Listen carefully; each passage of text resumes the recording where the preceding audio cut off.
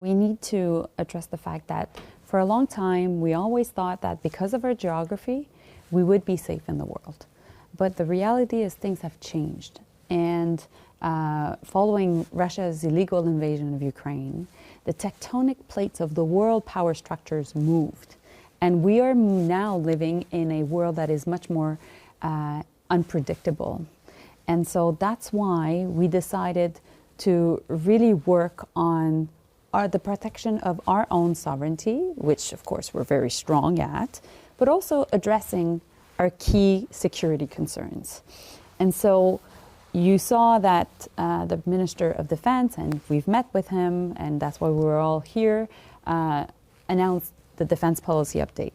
This defense policy update was about making sure that we were putting, for the first time in our history, so much emphasis on the security of the Arctic.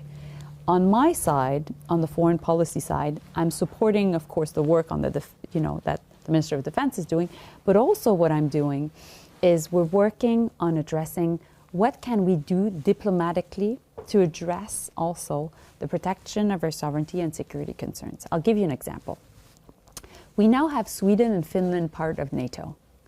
We should be closer than ever to the 7 Arctic nations of the 8 that are our allies, that are part of NATO. The US, all the Nordic 5, ourselves. And the Arctic Council, which is composed of all the nations I've just mentioned, plus Russia, has not met since Russia's illegal invasion of Ukraine. So what do we do about that?